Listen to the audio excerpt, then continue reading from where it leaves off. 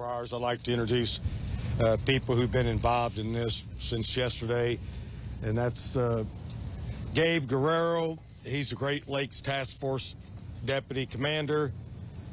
Southern Indiana U.S. Marshal Dan McClan. Steve Lockyer, our coroner. Chief Billy Bolin.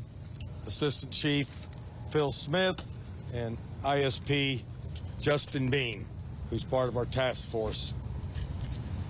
As everybody knows, we're here today because we were seeking out this particular fugitive from Alabama who had been in on a capital murder offense and had been in Evansville for approximately 1 week. We were fortunate to have cooperation from law enforcement from Alabama, Mississippi, our U.S. Marshal Task Force, which is comprised of members of the Sheriff's Office, the Indiana State Police, and the Evansville Police Department, and the U.S. Marshal Service. Because of all the resources, we received a lot of tips. We got some good surveillance videos that showed a pickup truck that had been left at a car wash, and then a subsequent vehicle that they took and escaped in from the car wash, which was a Cadillac.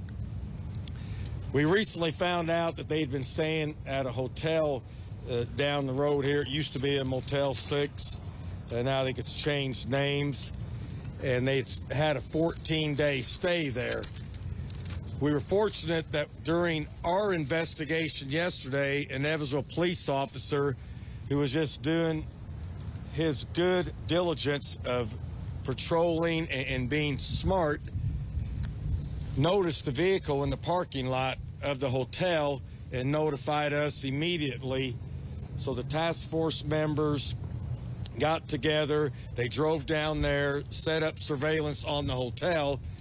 Soon thereafter, the two suspects exited the hotel and fled out of the hotel parking lot northbound on U.S. Highway 41, turned in at an industry known as Anchor here in Evansville. They went through the parking lot, went through a grass field. The members of the U.S. Task Force basically rammed the vehicle and pushed it into a ditch. And we later found out, had they not done that, the fugitive was going to engage in a shootout with law enforcement. So by our quick thinking and our actions, sometimes people may call that unnecessary action, but that action may have saved many of my deputies and fellow law enforcement officers' lives. And that's why I represent the Sheriff's Office. I want to bring my people home, and I don't care about the fugitives' lives if it protects my people's lives. And here, I commend them for a job well done. They knew they were going up against a dangerous felon, a murderer, and we have photos of the weapons that were located in the vehicle. There were at least 4 handguns, semi-automatics, 9mm, and this is known as an AR-15, which shoots a .223 caliber round. So any one of these weapons could have been used to ambush our officers while they were attempting to capture a murder suspect. So I commend them for the quick and aggressive action. It probably saved a lot of chaos by doing quick action there. Once the vehicle crashed, the female suspect shot herself. The male suspect gave up when we approached the vehicle. They were both taken out of the vehicle. Life-saving measures was attempted on the female, but she suffered a grave injury and subsequently died at the hospital last night. We interviewed the suspect for quite some time. I don't want to get into all the details of that because some of that may be used against him, but we have him presently in our Vanderburgh County jail.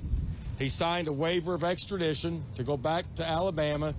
I've notified the sheriff there, and they are going to make arrangements to pick the suspect up and return him to the state of Alabama. Due to safety and security measures, we won't be divulging that to you. It won't be a public spectacle. When he leaves, they'll go out a hidden exit, and it won't be for public display. So we won't divulge a date and time when the Alabama authorities take the prisoner back to Alabama. Once again, I can't shout out enough praise to all the law enforcement here in our community for the hard work that they do.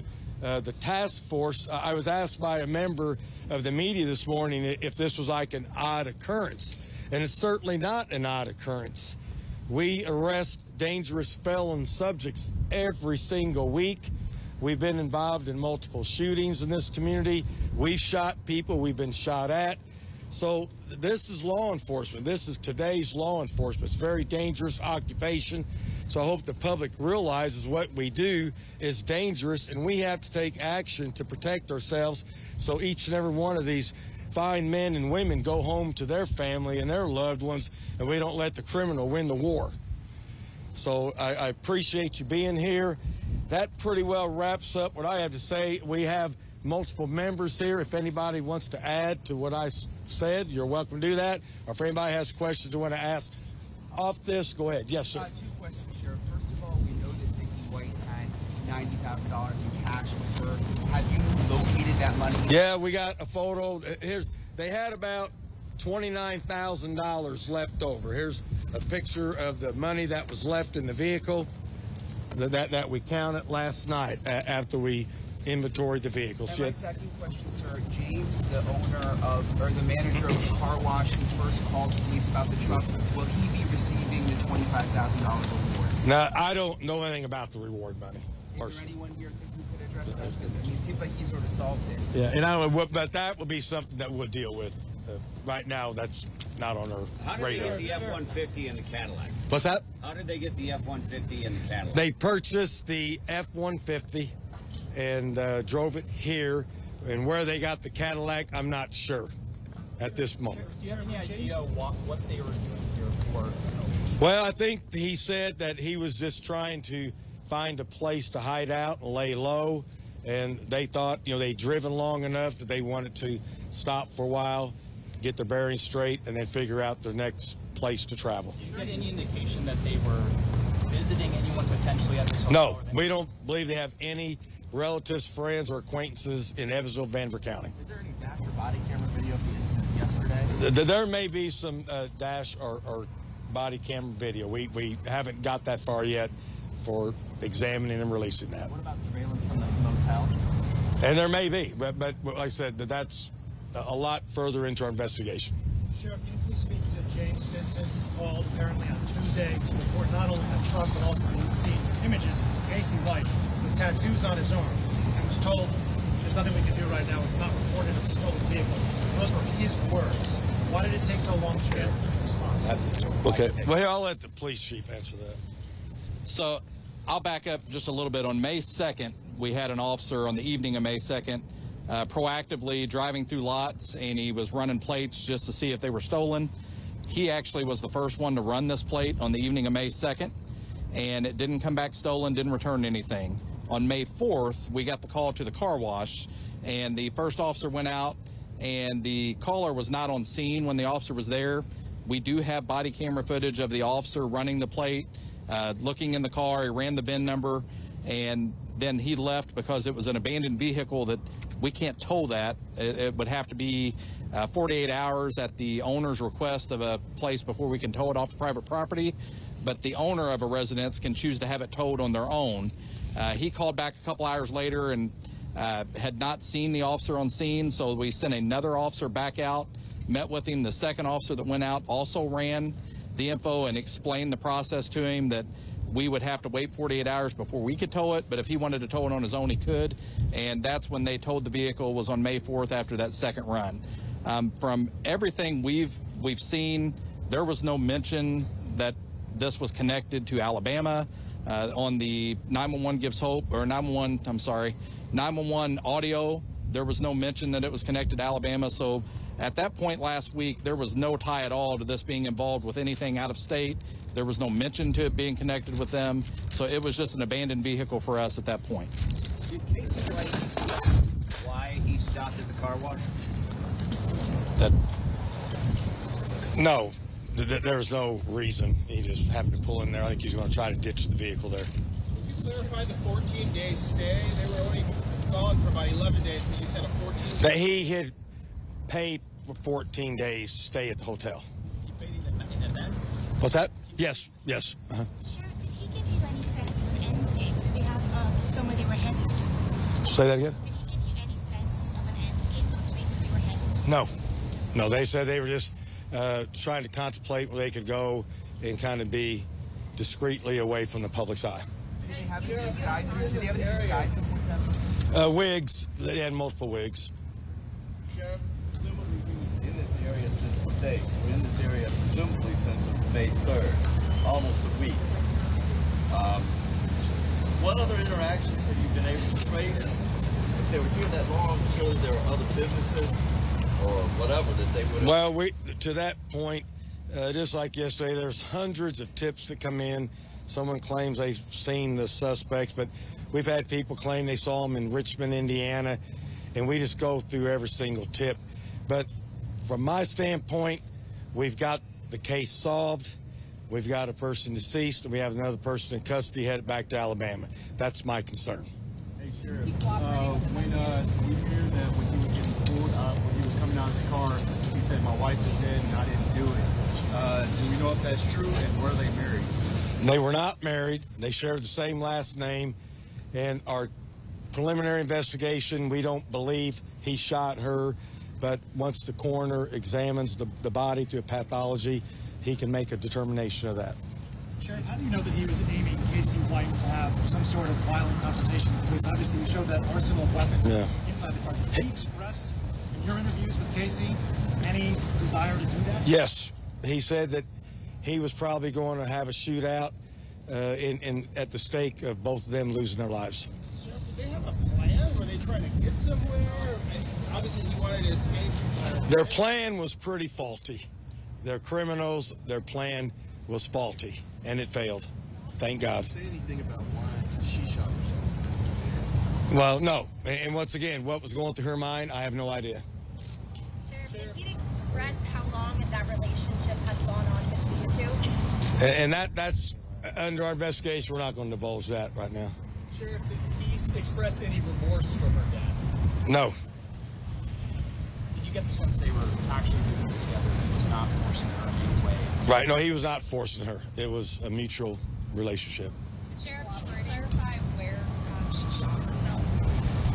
Well, we'll let the coroner talk about that after the pathology this afternoon. When is that coroner's report expected? Well, we think this afternoon. Well, we're going to initiate it this afternoon. Yeah. The autopsy will be conducted this afternoon, and they'll put a report out when they're ready. Hey, Sheriff, if you don't know how they got, how did you guys know to look for Cadillac? No, we saw the Cadillac in surveillance video at the time they ditched the pickup truck, and then they left in the Cadillac. Is he cooperating with you? We're not going to charge him here. He has much more serious charges in Alabama, and we want to get him down there and let them take care of that. Were any drugs found, Sheriff? We haven't found any drugs of any significance.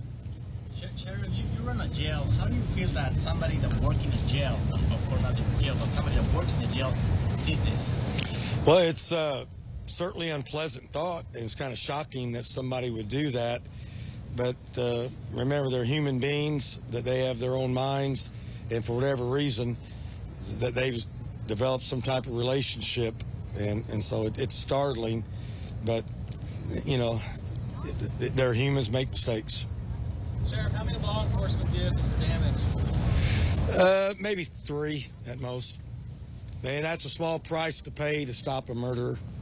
Were any officers hurt? Just one had a slight head injury from banging his head inside the vehicle, but he's okay now. Where did she get the gun that she used on herself? What's that? Where did she get the gun that she used? Well, I have no idea. If we could have had one from her agency, they could have stolen some, they could have bought some, and that's where we're going to piece all together. And if you want to look, here's the pictures of the vehicle. Here's his and hers vehicle here. And this was a ditch that really nobody knew, including the suspects. But this ditch actually helped us in the pursuit, because as they forcefully rammed the vehicle, it turned over on its side, and that disrupted his plan to try to have a shootout with law enforcement. And he even made that statement. I would ask that this has been a whirlwind couple of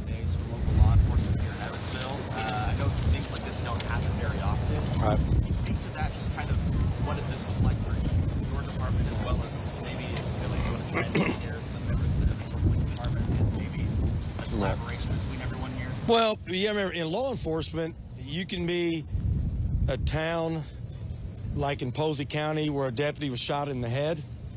You can be in New York City. You can be in Evansville, Indiana. Crime is everywhere. Unexpected crime, violent crime is everywhere. So we never go to work thinking we're not going to encounter an unusual or serious situation. Quite a long time. Is there any indication at all that maybe the clerk or someone who works there, it was them? I mean, this is a nationwide manhunt. Could they have possibly been threatened? Well, I mean, we don't have any reason to believe that right now. But once again, we're less than 24 hours in this investigation. We have a lot more of the puzzle to put together. Well, how many days was that surveillance at the hotel? Just yesterday. Yeah, yesterday. A very short window of time. Was Casey White injured yesterday? He had a couple of bumps and bruises from the crash. Yeah. Sheriff, can you confirm that there's a Facebook video that was circulating at a side angle of the arrest actually taking place? Can you confirm that it was Casey White in that video? I haven't seen the video, but Casey White was at the scene, so you got that for sure.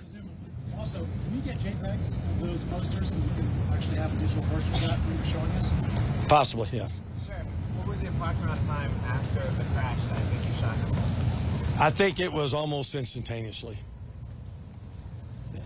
Before our deputies and task force members got to the vehicle, she shot herself. I know you said it used to be a Motel 6. Can you say the actual name of the hotel? Yeah, I got it written down here. So. Motel 41. Is that nearby? Yes, probably less than a mile south of here. North, Dave, it's actually to your left. Oh, I'm sorry. I'm not sorry. I apologize. To the left. I'm sorry. Was that F-150 pre-purchased She had bought that vehicle. Yes. in Tennessee or Alabama? I don't know where she may have bought it in the state of Tennessee. I'm not sure. But did she purchase it ahead of the escape? Like No, I think after. Sorry, the marshal said that car was actually purchased by Casey White for $6,000 in Tennessee, same day they escaped. Is that not accurate? That's probably accurate. Yeah. Sheriff, can we see her hold the shot of Casey one more time? Yes. Thank you. Sorry.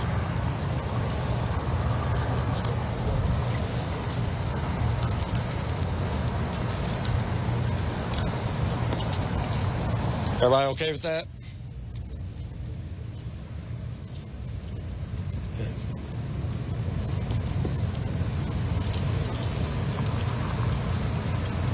And I know you've asked a lot of questions, and as the sheriff, I think they're good media-related questions, but we're trying to take dangerous people off the street, and so a lot of the where they bought the car and where they did this and that is a minor concern versus us getting them off the street and making our community safe. Now, this investigation will go on maybe for weeks, and we will uncover things in the future that we don't have at this time.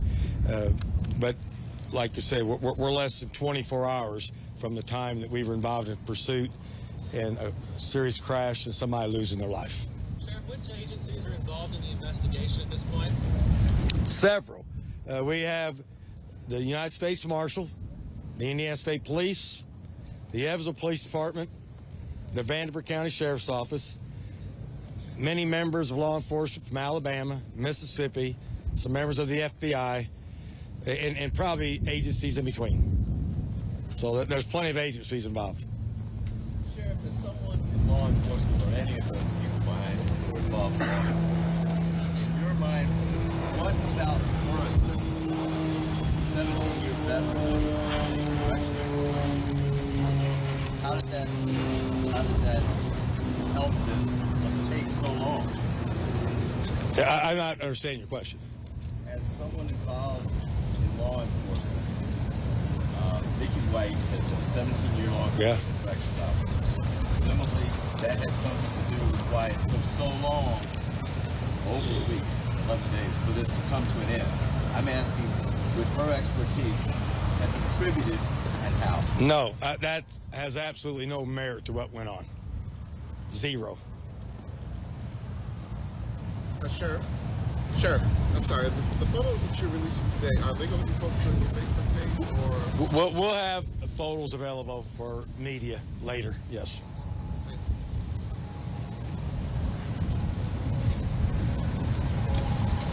Does anybody else need comment? Anybody have anything you want to say? Or anybody have any questions of the other law enforcement leaders here?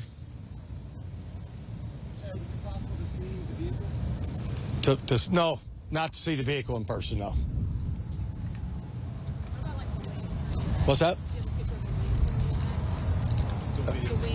I don't know if we do. If we do, we can maybe release that. That's not a big deal. It's a wig, a standard wig. Can we see the pictures of this, right? This? The other one. Oh yeah, sure. You guys want to take those over there? Sheriff, I know it's a weird question. Was it a black wig, long, short? What was she wearing? I think there was multiple wigs, kind of like maybe reddish and blonde. Yeah, you wouldn't look good in it.